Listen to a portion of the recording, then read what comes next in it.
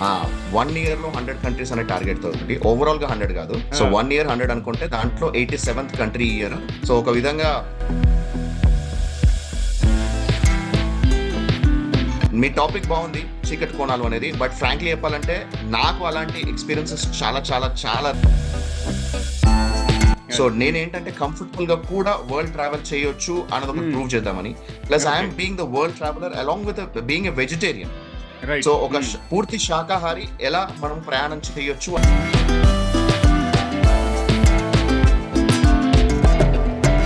ఏదైనా కంట్రీలో వాళ్ళు డినై చేశారా ఎంట్రీని బై ఎనీ ఛాన్స్? సో వాళ్ళు ఎయిర్పోర్ట్ లోనే డినై చేస్తారు. సో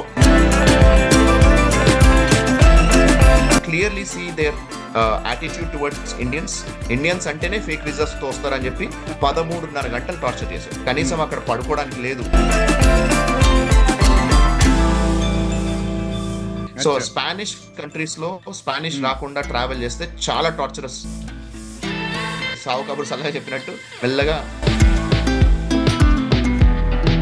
సోలో ట్రావెల్ చేస్తావా లేకపోతే ఇంకెవరైనా టీమ్ తో వెళ్తావా? అంటే హౌ డు మేనేజ్ ఎక్విప్మెంట్ అంతా? మోస్ట్లీ సోలో ట్రావెలే. అయితే ఇప్పుడు ఈసారి ఏమైందంటే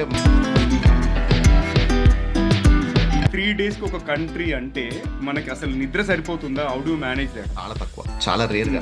నెక్స్ట్ ఏదైనా ప్లేస్ మనం ఏదో హై ఎక్స్పెక్టేషన్స్ తో వెళ్ళి అక్కడికి వెళ్ళిన తర్వాత అరే ఇది ఎంతేనా అన్న అనిపించిన సందర్భం ఉందా? మనము వరల్డ్స్ బెస్ట్ బీచ్ అని వెళ్తాము, ఆడికి వెళ్ళిన తర్వాత